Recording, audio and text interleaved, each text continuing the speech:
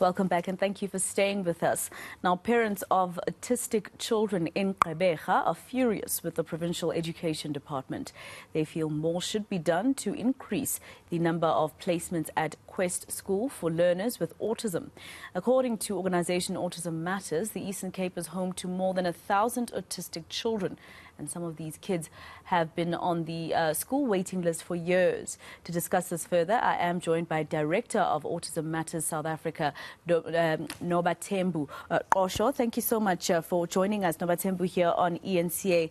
Just firstly, explain to me the plight of these parents who, for instance, in some instances, I believe, cannot then be employed because they have to stay at home and look after their autistic children because schools are not taking them in?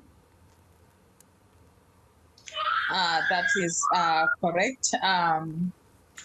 That is the battle that we are now facing in the province. I won't say in only in the district of Nelson Mandela Metro, but in a country as a whole. That our kids are still at home, waiting for the placement. Some now are even above 16. And once the child is above 16 years, there is no way that the child can be placed by the Department of Education to go to Quest or any other school that is for the special needs school. So what's the explanation that you're getting, for instance, from the Education Department for the fact that you're mentioning one school even, the Quest school? That's not enough, I assume. There should be options, shouldn't there? Exactly. In last year, 2022, we had a national march. As parents with children with special needs, South Africa as a whole, we marched to the Department of Education and to other departments as well. But the focus for the parents was the Department of Education because we wanted answers. But we wrote them a memorandum that states what is it that we want, what is it that we wish to see happening in the future. So until now, especially in the province of the Eastern Cape, nobody came forward and said, okay, we heard your memorandum, we have read it, and this is what we think, this is what we can do. So we are still waiting with our kids at home. And how does that make you feel, as a parent watching your child not being able to get an education like all other children? Mm-hmm.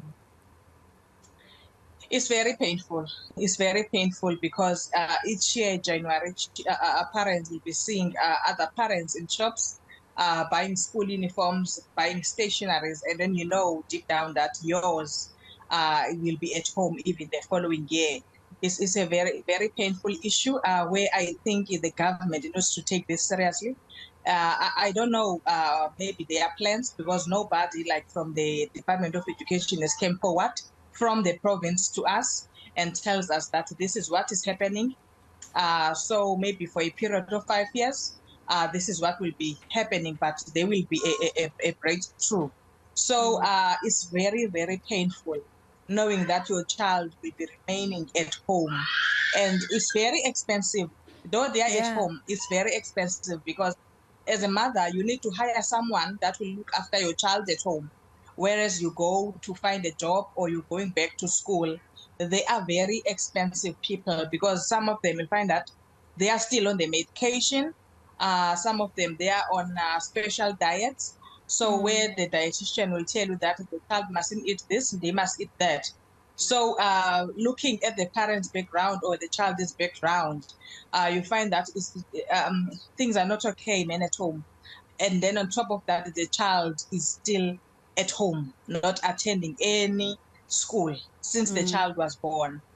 Yeah, and that has to have some sort of psychological impact on the child, right? And the mother as well. We in our group, Autism Matters RSA, we are having parents that are receiving counseling because most of the parents that we are having are going through a lot, anxiety, panic attacks, depression. So we had to make means of having therapists in our organization that will assist these women because taking care of a child with a disability, it's a huge problem alone. But now your child, you know, that she or he is at home and there's nothing that you can do about it. And you go to the Department of Education and they still tell you that, Mama, you need to relax. The child is still on the waiting list.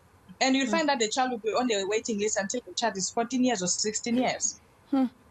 Yeah, and now they have to start over. But also this then shows that not only as government, but as society, we've shunned on this part of society, right? I mean, we've seen lots of evidence where there's not enough in terms of the investment into people with disabilities, whether it be mental health disabilities or a child living with, you know, a child who is autistic, etc. It just shows how we've just turned our backs on them. And I'm sure there's, I don't know if you can tell me, but I'm just imagining that there are some mothers who have given birth to autistic children and have thought of probably just letting them go because they might feel psychologically it would be better that way.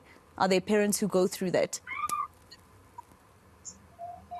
You know, the problem that we are currently having, I would say in the country, not just in the province, because these parents, honestly, they don't know their kids.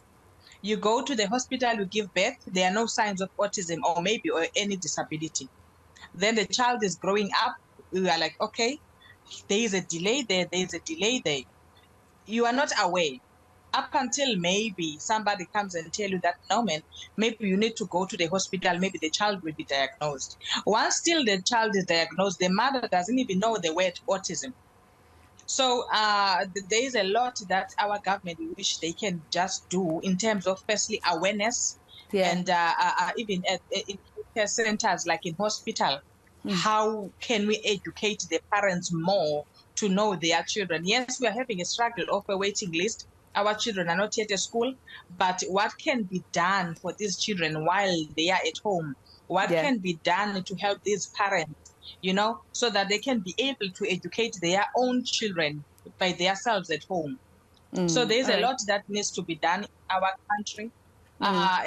Especially the Department of Education will always refer them back. Will always refer back to them because they are the ones who published the what you call the white paper 6 in 2001. So it's been over 23 years now, and then we don't see any movement. Any changes? Yeah. All right. Well, thank you so much for speaking to us. Maybe we'll be able to get the department to speak to us. They always say that education is something that is a stakeholder thing. Everybody has to be involved. Maybe there's something they need to tell us about this particular aspect. That was Director of Autism Matters RSA, Nobathembu Qosho.